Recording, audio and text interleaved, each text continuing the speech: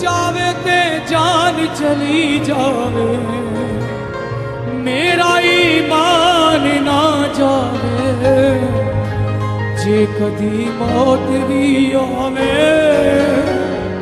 यसू दियां बाहां विच आवे, जे कदी मौत भी आवे, यसू दियां बाहां विच आवे। यसू मेरी जिंदगी कदे ना मरांगा, मैं ना डरांगा, विश्वास करांगा, मैं ना डरांगा, विश्वास करांगा, मैं ना डरांगा, विश्वास करांगा, मैं ना डरांगा, सगाए विश्वास करांगा, मैं विश्वास करांगा, मैं विश्वास करांगा, मैं विश्वास करांगा, मैं विश्वास करांगा।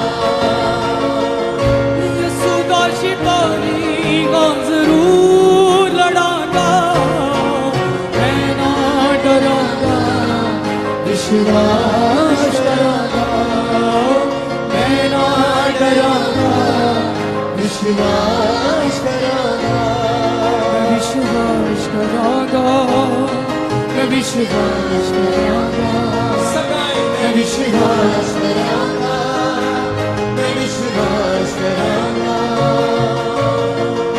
जावे ते जान चली जावे, मेरा ईमान ना जावे, जे कदी मौत भी आवे, यसू दियां बाहां विच आवे, जे कदी मौत भी आवे, यसू दियां बाहां विच आवे। जावे ते जान चली जावे, मेरा ईमान ना जावे, जे कदी मौत भी आवे, यसू दियां बाहां विच आवे, जे कदी मौत भी आवे, यसू दियां बाहां विच आवे। यसू मेरी जिंदगी कदे ना मरांगा, विश्वास करांगा, मैं ना डरांगा, विश्वास करांगा, मैं ना डरांगा, विश्वास करांगा, मैं ना डरांगा, विश्वास करांगा। यसू दा सिपाही गा जरूर लड़ांगा,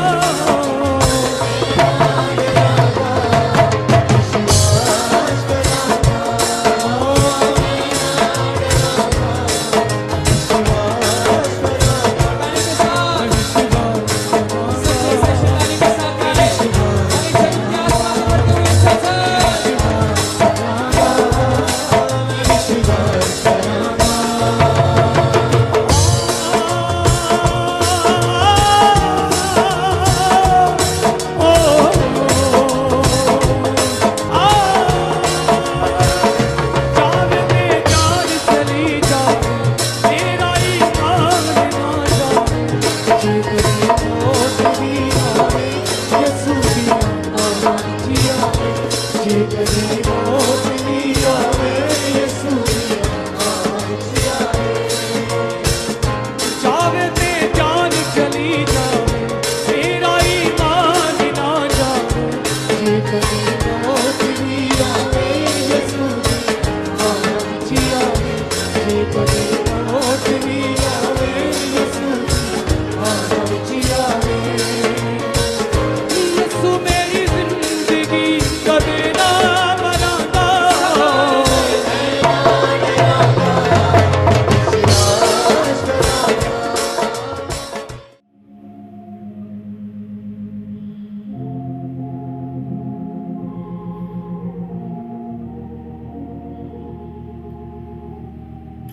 इज़राइल दे परमेश्वर, अब्राहम आइज़क जैकब दे परमेश्वर, तुसी धन हो, धन थोड़ी शक्ति, ਧੰਨ ਤੁਹਾਡੀ ਆਤਮਾ, ਧੰਨ ਤੁਹਾਡੀ ਪਵਿੱਤਰਤਾ, ਧੰਨ ਤੁਹਾਡੀ ਸੱਚਾਈ। ਜੀਂਦੇ ਪਰਮੇਸ਼ਵਰ, ਅਸੀਂ ਜੀਸਸ ਨਾਮ ਦੁਆਰਾ ਤੁਹਾਡੇ ਚਰਨਾਂ ਤੇ ਆਉਂਦੇ ਹਾਂ। ਪਰਮੇਸ਼ਵਰ, ਸਾਡੇ ਗੁਨਾਹਾਂ ਨੂੰ ਮਾਫ ਕਰ, ਸਾਡੀਆਂ ਸਾਰੀਆਂ ਬਦੀਆਂ ਨੂੰ ਮਾਫ ਕਰ ਜੀਸਸ। ਇਹ ਪਰਮੇਸ਼ਵਰ, ਤੁਹਾਡੇ ਕੋਲ ਸ਼ਕਤੀ ਹੈ ਸਾਡੇ ਗੁਨਾਹਾਂ ਨੂੰ ਮਾਫ ਕਰਨ ਦੀ। ਅੱਜ ਦੀ ਮੀਟਿੰਗ ਪ੍ਰਭੂ ਅਸੀਂ ਤੁਹਾਡੇ ਹੱਥਾਂ ਵਿੱਚ ਦਿੰਦੇ ਹਾਂ। ਇਹ ਪਰਮੇਸ਼ਵਰ, ਤੁਹਾਡੀ ਪਵਿੱਤਰ ਆਤਮਾ ਆਵੇ, ਤੁਹਾਡੀ ਪਵਿੱਤਰ ਆਤਮਾ ਸਾਡੀ ਸਮਝ ਮਨ ਨੂੰ ਖੋਲੇ ਤਾਂ ਕਿ ਤੁਹਾਡੇ ਬਚਨਾਂ ਨੂੰ ਅਸੀਂ ਸਮਝ ਸਕੀਏ। ਇਹ ਪਰਮੇਸ਼ਵਰ ਜੀਸਸ, ਪ੍ਰਾਰਥਨਾ ਕਰਦੇ ਸਾਡੇ ਦਿਲਾਂ ਨੂੰ ਖੋਲ ਪ੍ਰਭੂ, ਸਾਡੀਆਂ ਆਤਮਾਵਾਂ ਨੂੰ ਖੋਲ, ਤੁਹਾਡੇ ਬਚਨਾਂ ਨੂੰ ਕਬੂਲ ਕਰਨ ਦੀ ਸ਼ਕਤੀ ਦੇ, ਮੰਨਣ ਦੀ ਸ਼ਕਤੀ ਦੇ, ਜੀਸਸ ਦੇ ਨਾਮ ਦੁਆਰਾ ਆਮੀਨ।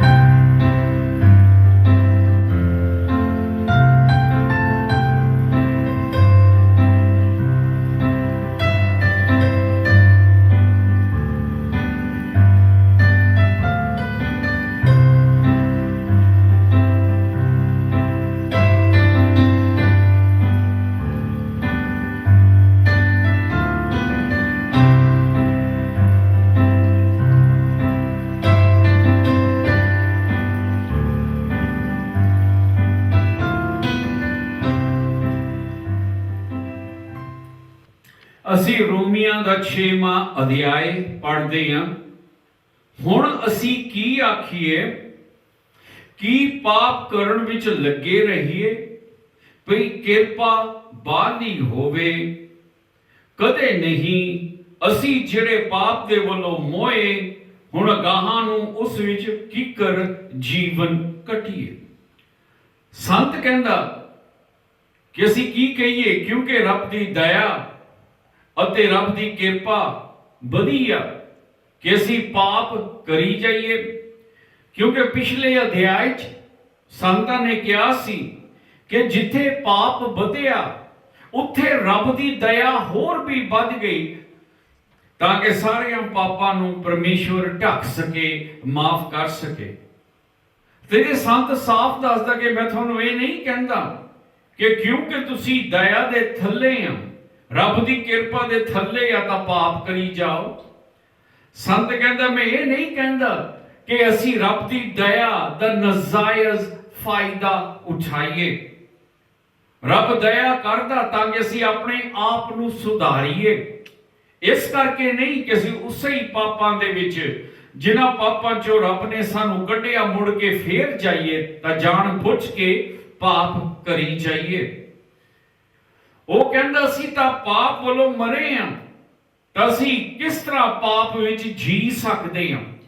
ਟਾਈਮ ਸੀ ਅਸੀਂ ਪਾਪ ਵਿੱਚ ਜੀਂਦੇ ਸੀ। ਸਾਡਾ ਸਰੀਰ ਅਤੇ ਸਾਡੇ ਸਰੀਰ ਦੇ ਅੰਗਾਂ ਵਿੱਚ ਹਰੇਕ ਤਰ੍ਹਾਂ ਦੀਆਂ ਖਾਹਿਸ਼ਾਂ ਪਾਪ ਸੀਗੇ। ਜੋ ਦਿਲ ਕਰਦਾ ਸੀ ਅਸੀਂ ਕਰੀ ਗਏ, ਜੋ ਬੁਰਾ ਸੋਚਣਾ ਚਾਹੁੰਦੇ ਸੀ ਅਸੀਂ ਸੋਚੀ ਗਏ। ਪਰ ਜਦੋਂ ਅਸੀਂ ਜੀਸਸ ਕੋਲ ਆਏ, ਉਦੋਂ ਤੋਂ ਅਸੀਂ ਪੁਰਾਣੀ ਜ਼ਿੰਦਗੀ ਨੂੰ ਛੱਡ ਦਿੱਤਾ, ਪੁਰਾਣੇ ਕੰਮਾਂ ਨੂੰ ਛੱਡ ਦਿੱਤਾ ਤੇ ਜੀਸਸ ਦਾ ਪੱਲਾ ਫੜਿਆ। ਅਸੀਂ ਉਹਨੂੰ ਮੰਨਿਆ। ਕਿਉਂਕਿ ਅਸੀਂ ਜੀਸਸ ਦੇ ਵਿੱਚ ਹੀ ਹਾਂ ਤਾਂ ਅਸੀਂ ਪਾਪ 'ਚ ਕਿਸ ਤਰ੍ਹਾਂ ਰਹਿ ਸਕਦੇ ਹਾਂ? ਅਸੀਂ ਮੁੜ ਕੇ ਕਿਸ ਤਰ੍ਹਾਂ ਉਹ ਕੰਮ ਕਰ ਸਕਦੇ ਹਾਂ ਜਿਨ੍ਹਾਂ ਕੰਮਾਂ ਨੂੰ ਅਸੀਂ ਛੱਡਿਆ, ਜਿਹੜੇ ਕੰਮ ਬੁਰੇ ਸੀ। ਅਥਵਾ ਤੁਸੀਂ ਇਸ ਗੱਲ ਤੋਂ ਅਣਜਾਣ ਹੋ ਭਈ ਸਾਡੇ ਵਿੱਚੋਂ ਜਿਨ੍ਹਾਂ ਨੇ ਮਸੀਹ ਯਸੂ ਦਾ ਬਪਤਿਸਮਾ ਲਿਆ, ਉਹ ਦੀ ਮੌਤ ਦਾ ਬਪਤਿਸਮਾ ਲਿਆ। ਸੋ ਅਸੀਂ ਮੌਤ ਦਾ ਬਪਤਿਸਮਾ ਲੈਣ ਕਰਕੇ ਉਹਦੇ ਨਾਲ ਦੱਬੇ ਗਏ ਹਾਂ। ਜੋ ਜੀਵੇ ਪਿਤਾ ਦੀ ਵਡਿਆਈ ਦੇ ਵਸੀਲੇ ਨਾਲ ਮਸੀਹ ਮੁਰਦਿਆਂ ਵਿੱਚੋਂ ਜਵਾਇਆ ਗਿਆ, ਤਿਵੇਂ ਅਸੀਂ ਵੀ ਨਵੇਂ ਜੀਵਨ ਦੇ ਰਾਹ ਚਲੀਏ। ਸੰਤ ਕੀ ਕਹਿੰਦਾ? ਉਹਨਾਂ ਦੇ ਕਹਿਣ ਦਾ ਮਤਲਬ ਕਿ ਅਸੀਂ ਆਪਣੇ ਵਿਸ਼ਵਾਸ ਦੁਆਰਾ ਜੀਸਸ ਨਾਲ ਇੱਕ ਹੋਏ ਹਾਂ, ਕਿਉਂਕਿ ਅਸੀਂ ਮੰਨਿਆ ਕਿ ਜੀਸਸ ਮਰਿਆ ਅਤੇ ਇਹ ਵੀ ਮੰਨਿਆ ਕਿ ਮਰ ਕੇ ਉਹ ਜਿੰਦਾ ਹੋਇਆ, ਕਿ ਉਸਨੇ ਸਾਡੇ ਗੁਨਾਹਾਂ ਨੂੰ ਮਾਫ ਕੀਤਾ। ਸੋ ਉਹਦੇ ਵਿੱਚ ਯਕੀਨ ਕਰਨ ਦੁਆਰਾ ਅਸੀਂ ਜੀਸਸ ਦੇ ਨਾਲ ਹੁਣ ਇੱਕ ਹੋ ਗਏ ਹਾਂ। ਸਰੀਰ ਦੇ ਤੌਰ ਤੇ ਜਿਸ ਤਰ੍ਹਾਂ ਅਸੀਂ ਆਦਮ ਦੇ ਨਾਲ ਇੱਕ ਹਾਂ, ਅਸੀਂ ਪਾਪ 'ਚ ਡਿੱਗੇ ਅਤੇ ਆਪਣੇ ਬਾਪ ਆਦਮ ਨਾਲ ਅਸੀਂ ਵੀ ਮੌਤ ਦੇ ਅਧੀਨ ਹੋਏ। ਅਤੇ ਬਪਤਿਸਮੇ ਦੁਆਰਾ ਜਦੋਂ ਅਸੀਂ ਬਪਤਿਸਮਾ ਲਿਆ ਤਾਂ ਕੀ ਹੋਇਆ ਕਿ ਅਸੀਂ ਪੁਰਾਣੀ ਜ਼ਿੰਦਗੀ ਨੂੰ ਮਾਰਤਾ ਅਤੇ ਹੁਣ ਅਸੀਂ ਜੀਸਸ ਨਾਲ ਜੀਂਦੇ ਹਾਂ। ਕਿਉਂਕਿ ਜਦੋਂ ਅਸੀਂ ਪਾਣੀ ਵਿੱਚ ਬਪਤਿਸਮਾ ਲਿਆ, ਅਸੀਂ ਮੰਨਿਆ ਜੀਸਸ ਪਾਪਾਂ ਲਈ ਮਰਿਆ, ਤਾਂ ਅਸੀਂ ਕਹਿੰਦੇ ਕਿ ਅੱਜ ਤੋਂ ਮੇਰੀ ਪੁਰਾਣੀ ਜ਼ਿੰਦਗੀ ਵੀ ਇੱਥੇ ਦੱਬੀ ਜਾਂਦੀ ਆ, ਇੱਥੇ ਮਰਦੀ ਆ। ਜਦੋਂ ਪਾਣੀ ਚੋਂ ਬਾਹਰ ਨਿਕਲਦੇ ਆ, ਅਸੀਂ ਮੰਨਦੇ ਹਾਂ ਕਿ ਜੀਸਸ ਮੁਰਦਿਆਂ ਤੋਂ ਜਿੰਦਾ ਹੋਇਆ। ਉਸੇ ਤਰ੍ਹਾਂ ਅਸੀਂ ਵੀ ਮੰਨਦੇ ਕਿ ਮੈਂ ਵੀ ਜੀਸਸ ਨਾਲ ਜਿੰਦਾ ਆ, ਨਵੀਂ ਜ਼ਿੰਦਗੀ ਜੀਣ ਦੇ ਲਈ। ਪੁਰਾਣੀਆਂ ਚੀਜ਼ਾਂ ਚਲੇ ਗਈਆਂ, ਪੁਰਾਣੀ ਜ਼ਿੰਦਗੀ ਖਤਮ ਹੋਈ, ਪੁਰਾਣੀ ਜ਼ਿੰਦਗੀ ਦੱਬੀ ਗਈ, ਤਾਂ ਕਿ ਅਸੀਂ ਜੀਸਸ ਵਿੱਚ ਨਵੀਂ ਜ਼ਿੰਦਗੀ ਉਹਦੇ ਵਿੱਚ ਬਤੀਤ ਕਰੀਏ, ਤਾਂ ਕਿ ਅਸੀਂ ਰੱਬ ਨਾਲ ਇੱਕ ਹੋ ਸਕੀਏ। ਸੋ ਜਿਸ ਤਰ੍ਹਾਂ ਜੀਸਸ ਮਰਿਆ, ਉਸੇ ਤਰ੍ਹਾਂ ਸਾਡੀ ਜ਼ਿੰਦਗੀ ਉਹਦੇ ਨਾਲ ਦੱਬੀ ਗਈ, ਉਹਦੇ ਨਾਲ ਖਤਮ ਹੋਈ। ਜੀਸਸ ਜੀਂਦਾ, ਉਸੇ ਤਰ੍ਹਾਂ ਅਸੀਂ ਵੀ ਹੁਣ ਜੀਂਦੇ ਹਾਂ। ਕਿਹਦੇ ਲਈ? ਪਰਮੇਸ਼ਵਰ ਦੇ ਲਈ। ਪੰਜਵੀਂ ਐਤ, ਜਦੋਂ ਅਸੀਂ ਉਹਦੀ ਮੌਤ ਦੀ ਜ਼ਮਾਨਤ ਵਿੱਚ ਉਹਦੇ ਨਾਲ ਜੁੜ ਗਏ ਤਾਂ ਉਹਦੇ ਜੀ ਉੱਠਣ ਦੀ ਜ਼ਮਾਨਤ ਵਿੱਚ ਵੀ ਹੋਵਾਂਗੇ। ਕਿ ਜੇ ਅਸੀਂ ਜੀਸਸ ਨਾਲ ਮਰ ਗਏ, ਪੁਰਾਣੀ ਜ਼ਿੰਦਗੀ ਮਾਰਤੀ, ਖਤਮ ਕਰਤੀ, ਤਾਂ ਜਿੱਦਾਂ ਹੁਣ ਜੀਸਸ ਜੀਂਦਾ, ਅਸੀਂ ਵੀ ਉਹਦੇ ਨਾਲ ਜੀਵਾਂਗੇ। ਗਾਂ ਸੰਤ ਕਹਿੰਦਾ, ਕਿਉਂ ਜੋ ਅਸੀਂ ਇਹ ਜਾਣਦੇ ਹਾਂ, ਜੋ ਸਾਡੀ ਪੁਰਾਣੀ ਮਨੁੱਖਤਾਈ ਉਹਦੇ ਨਾਲ ਸਲੀਬ ਉੱਤੇ ਚੜਾਈ ਗਈ, ਭਈ ਪਾਪ ਦਾ ਸਰੀਰ ਨਸ਼ਟ ਹੋ ਜਾਵੇ, ਅਗਾਹਾਂ ਅਸੀਂ ਪਾਪ ਦੀ ਗੁਲਾਮੀ ਨਾ ਕਰੀਏ। ਸਾਨੂੰ ਸਮਝਾਉਂਦਾ ਸਾਡੀ ਪੁਰਾਣੀ ਇਨਸਾਨੀਅਤ ਜੀਸਸ ਦੇ ਨਾਲ ਉਸ ਕ੍ਰਾਸ ਤੇ ਚਾੜੀ ਗਈ। ਹੁਣ ਸਾਡੇ ਪਾਪਾਂ ਦਾ ਲੇਖਾ ਦਿੱਤਾ ਕਿ ਜਿਹੜੇ ਸਾਡੇ ਪਾਪ ਆ ਉਹਦੇ ਨਾਲ ਉਹ ਸਲੀਬ ਤੇ ਚੜ ਗਏ ਆ, ਤਾਂ ਕਿ ਅਸੀਂ ਪਾਪਾਂ ਦਾ ਸਰੀਰ ਦੇ ਵਿੱਚ ਉਹ ਸਰੀਰਕ ਕਾਮਨਾਵਾਂ ਨੂੰ ਪੂਰਾ ਨਾ ਕਰੀਏ ਜੋ ਪਾਪ ਆ, ਤਾਂ ਕਿ ਪਾਪ ਦਾ ਸਰੀਰ ਨਸ਼ਟ ਹੋ ਜਾਵੇ। ਉਹਦਾ ਮਤਲਬ ਪਾਪ ਦਾ ਸਰੀਰ, ਉਹ ਪਾਪ ਜੋ ਸਾਡੇ ਸਰੀਰ ਦੇ ਵਿੱਚ, ਉਹ ਖਾਹਿਸ਼ਾਂ ਜੋ ਸਾਡੇ ਸਰੀਰ ਦੇ ਵਿੱਚ ਹੈ। ਪਹਿਲੀ ਗੱਲ ਇਹ ਆ ਕਿ ਸਾਡੇ ਸਰੀਰ ਤੋਂ ਸਾਰੇ ਹੀ ਪਾਪ ਖਤਮ ਨਹੀਂ ਹੋ ਸਕਦੇ। ਸਾਡੇ ਅੰਦਰ ਲੋਭ ਹੋਊਗਾ, ਸਾਡੇ ਅੰਦਰ ਗੁੱਸਾ ਹੋਊਗਾ, ਸਾਡੇ ਅੰਦਰ ਈਰਖਾ ਹੋਊਗੀ, ਸਾਡੇ ਅੰਦਰ ਨਫ਼ਰਤ ਹੋਊਗੀ, ਕਿਉਂਕਿ ਜਿਹੜੀ ਪਾਪਾਂ ਦੀ ਜੜ ਆ ਉਹ ਸਾਡੇ ਅੰਦਰ ਆ। ਅਸੀਂ ਪਾਪ ਕੀਤਾ, ਉਹ ਬੁਰਾਈ ਸਾਡੇ ਅੰਦਰ ਆ। ਪਰ ਬਾਈਬਲ ਕੀ ਕਹਿੰਦੀ ਆ ਕਿ ਜਿੰਨਾ ਅਸੀਂ ਰੱਬ ਦੇ ਲਾਗੇ ਜਾਂਦੇ ਆ, ਉਹ ਸਾਨੂੰ ਸ਼ਕਤੀ ਦਿੰਦਾ ਤਾਂ ਕਿ ਉਹ ਜਿਹੜੀ ਪਾਪ ਸਾਡੇ ਸਰੀਰ 'ਚ ਆ, ਉਹ ਹੁਣ ਪੂਰਾ ਰਾਜ ਸਾਡੇ ਉੱਤੇ ਨਾ ਕਰਨ, ਤਾਂ ਕਿ ਅਸੀਂ ਪਰਮੇਸ਼ਵਰ ਦੇ ਵਿੱਚ ਆਜ਼ਾਦ ਹੋ ਸਕੀਏ। ਬਾਈਬਲ ਕਹਿੰਦੀ ਹੁਣ ਅਸੀਂ ਪਾਪਾਂ ਦੀ ਗੁਲਾਮੀ ਨਾ ਕਰੀਏ, ਕਿ ਰੱਬ ਨੇ ਸਾਨੂੰ ਆਜ਼ਾਦ ਕੀਤਾ, ਪਾਪ ਮਾਫ ਕਰ ਦਿੱਤਾ। ਫਿਰ ਪਰਮੇਸ਼ਵਰ ਨੇ ਕੀ ਕੀਤਾ? ਉਹਨੇ ਸਾਨੂੰ ਸ਼ਕਤੀ ਦੇ ਦਿੱਤੀ, ਕਾਹਦੇ ਲਈ? ਤਾਂ ਕਿ ਅਸੀਂ ਰੱਬ ਦੇ ਪੁੱਤ ਧੀਆਂ ਬਣ ਸਕੀਏ। ਪਵਿੱਤਰ ਆਤਮਾ ਜਿਹੜੇ ਸਾਡੇ ਅੰਦਰ ਆ, ਉਹ ਤਾਕਤ ਆ ਪਰਮੇਸ਼ਵਰ ਦੇ ਹੁਕਮਾਂ ਨੂੰ ਰੱਖਣ ਦੀ ਸਾਨੂੰ ਤਾਕਤ ਦਿੱਤੀ ਜਾਂਦੀ ਆ। ਪਾਪਾਂ ਤੋਂ ਸਾਨੂੰ ਆਜ਼ਾਦ ਕੀਤਾ ਜਾਂਦਾ। ਹੁਣ ਪਾਪ ਸਾਡੇ ਉੱਤੇ ਰਾਜ ਨਹੀਂ ਕਰ ਸਕਦੇ। ਪਾਪ ਦੀਆਂ ਖਾਹਿਸ਼ਾਂ ਜਾਗਣਗੀਆਂ, ਪਰ ਸਾਡੇ ਕੋਲ ਹੁਣ ਸ਼ਕਤੀ ਆ ਉਹ ਪਾਪ ਦੀਆਂ ਖਾਹਿਸ਼ਾਂ ਨੂੰ ਆਪਣੇ ਪੈਰਾਂ ਥੱਲੇ ਦਬਾਉਣ ਦੀ। ਹੁਣ ਰੱਬ ਨੇ ਸਾਨੂੰ ਸ਼ਕਤੀ ਦਿੱਤੀ ਆ ਉਹਨਾਂ ਪਾਪਾਂ ਉੱਤੇ ਜਿੱਤ ਤੇ ਫਤਿਹ ਪ੍ਰਾਪਤ ਕਰਨ ਦੀ। ਬਾਈਬਲ ਕੀ ਕਹਿੰਦੀ ਆ ਕਿ ਅਸੀਂ ਮੁੜ ਕੇ ਪਾਪ ਦੇ ਗੁਲਾਮ ਜਾਂ ਨੌਕਰ ਨਾ ਬਣੀਏ। ਜਦੋਂ ਅਸੀਂ ਜੀਸਸ ਨੂੰ ਨਹੀਂ ਸੀ ਮੰਨਦੇ, ਪਾਪ ਸਾਡਾ ਉਸਤਾਦ ਸੀ, ਪਾਪ ਸਾਡਾ ਮਾਸਟਰ ਸੀ, ਪਾਪ ਸਾਡੇ ਉੱਤੇ ਰਾਜ ਕਰਦਾ ਸੀ। ਜੋ ਦਿਲ ਕਰਦਾ ਸੀ ਉਹੀ ਕਰਦੇ ਸੀ। ਚੀਜ਼ਾਂ ਛੱਡਣੀਆਂ ਚਾਹੁੰਦੇ ਸੀ, ਛੱਡ ਨਾ ਸਕਦੇ, ਕਿਉਂਕਿ ਹੁਣ ਅਸੀਂ ਕੈਦੀ ਹੋ ਚੁੱਕੇ ਹਾਂ। ਆਦਮੀ ਜਿਹੜਾ ਨਸ਼ੇ ਕਰਦਾ, ਸ਼ਰਾਬ ਕਰਦਾ, ਪੀਂਦਾ, ਉਹ ਚਾਹੇ 1000 ਵਾਰੀ ਕਵੇ ਕਿ ਮੈਂ ਨਹੀਂ ਪੀਣੀ, 1000 ਵਾਰੀ ਕਵੇ ਮੈਂ ਛੱਡਣੀ ਆ, ਹੋ ਸਕੇ ਉਹ ਕੋਸ਼ਿਸ਼ ਵੀ ਕਰਦਾ ਛੱਡਣ ਦੀ, ਪਰ ਉਹ ਛੱਡ ਨਹੀਂ ਸਕਦਾ ਕਿਉਂਕਿ ਉਹ ਨੌਕਰ ਜਾਂ ਗੁਲਾਮ ਪਾਪ ਦਾ ਬਣ ਚੁੱਕਾ ਹੈ। ਪਾਪ ਦੇ ਵਿੱਚ ਬਹੁਤ ਤਾਕਤ ਆ। ਤੁਸੀਂ ਦੇਖੋ ਪਾਪ ਦੁਨੀਆ ਉੱਤੇ ਰਾਜ ਕਰ ਰਿਹਾ ਅਤੇ ਆਦਮੀ ਆਪਣੀ ਤਾਕਤ ਦੇ ਵਿੱਚ ਪਾਪ ਨੂੰ ਹਰਾ ਨਹੀਂ ਸਕਦਾ, ਕਿਉਂਕਿ ਪਾਪ ਆਦਮੀ ਤੋਂ ਜ਼ਿਆਦਾ ਤਕੜਾ ਆ। ਆਦਮੀ ਕਮਜ਼ੋਰ ਆ। ਜਿਹੜਾ ਆਦਮੀ ਜੂਆ ਖੇਲਦਾ, ਉਹਨੂੰ ਪਤਾ ਕਿ ਉਹ ਆਦਤ ਮਾੜੀ ਆ। ਉਹਨੂੰ ਪਤਾ ਕਿ ਆਪਣੇ ਬੱਚਿਆਂ ਦੇ ਮੂੰਹ 'ਚੋਂ ਰੋਟੀ ਖੋ ਕੇ ਜੂਆ ਖੇਲਦਾ। ਕਈ ਲੋਕਾਂ ਨੇ ਆਪਣੇ ਘਰ ਵੇਚ ਦਿੱਤੇ, ਜਾਇਦਾਦਾਂ ਵੇਚ ਦਿੱਤੀਆਂ ਜੂਹੇ ਦੇ ਵਿੱਚ। ਕਈ ਵਾਰੀ ਉਹਨੇ ਕੋਸ਼ਿਸ਼ ਵੀ ਕੀਤੀ ਆਪਣੇ ਆਪ ਨੂੰ ਕਾਬੂ ਵਿੱਚ ਰੱਖਣ ਦੀ, ਪਰ ਉਹ ਰੱਖ ਨਹੀਂ ਸਕੇ ਕਿਉਂਕਿ ਪਾਪ ਉਹਨਾਂ ਤੇ ਰਾਜ ਕਰਦਾ ਹੈ।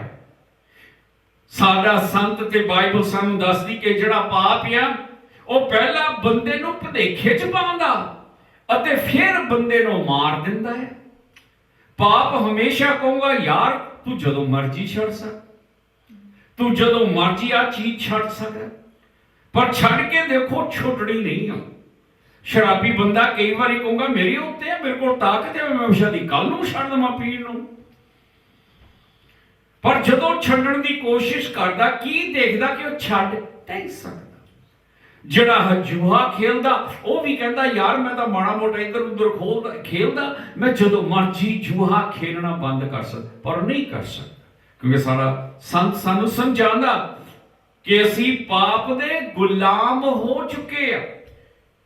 ਪਾਪ ਤਕੜਾ ਆ ਅਤੇ ਪਾਪ ਨੂੰ ਜਿੱਤਣ ਦੇ ਲਈ ਸਾਨੂੰ ਤਾਕਤ ਦੀ ਜ਼ਰੂਰਤ ਹੈ ਅਤੇ ਪਾਪ ਤੋਂ ਸਿਰਫ ਜੀਸਸ ਸਾਨੂੰ ਆਜ਼ਾਦ ਕਰ ਸਕਦਾ। ਕਿ ਜਦੋਂ ਅਸੀਂ ਜੀਸਸ ਕੋਲ ਆਉਂਦੇ ਹਾਂ, ਉਹਨੂੰ ਮੰਨਦੇ, ਉਹਦੀ ਪਵਿੱਤਰ ਆਤਮਾ ਸਾਡੇ ਅੰਦਰ ਆਉਂਦੀ, ਤਾਂ ਅਸੀਂ ਜਿੱਦਾਂ ਦਿਨੋਂ ਦਿਨ ਪਰਮੇਸ਼ਵਰ ਦੇ ਲਾਗੇ ਜਾਈ ਜਾਂਦੇ ਹਾਂ, ਉਸੇ ਤਰ੍ਹਾਂ ਅਸੀਂ ਆਜ਼ਾਦ ਹੁੰਦੇ ਜਾਂਦੇ ਹਾਂ। ਤਾਂ ਹੁਣ ਅਸੀਂ ਪਾਪ ਤੋਂ ਛੁੱਟ ਕੇ ਕੀ ਹੋਇਆ ਕਿ ਸਾਡਾ ਨਵਾਂ ਮਾਲਕ ਬਣ ਗਿਆ। ਪਹਿਲਾ ਪਾਪ ਸਾਡਾ ਮਾਲਕ ਸੀ, ਪਰ ਹੁਣ ਜੀਸਸ ਦੇ ਵਿੱਚ ਪਰਮੇਸ਼ਵਰ ਸਾਡਾ ਮਾਲਕ ਹੈ।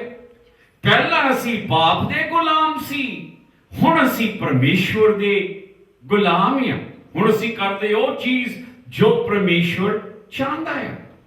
ਪਾਪਾਂ ਦੀ ਗੁਲਾਮੀ ਮੌਤ ਲੈ ਕੇ ਆਉਂਦਾ, ਪਾਪਾਂ ਦੀ ਗੁਲਾਮੀ ਬੰਦੇ ਨੂੰ ਖਤਮ ਕਰਦਾ, ਪਾਪਾਂ ਦੀ ਗੁਲਾਮੀ ਆਦਮੀ ਨੂੰ ਨਰਕ ਦੇ ਵਿੱਚ ਲੈ ਕੇ ਜਾਂਦਾ।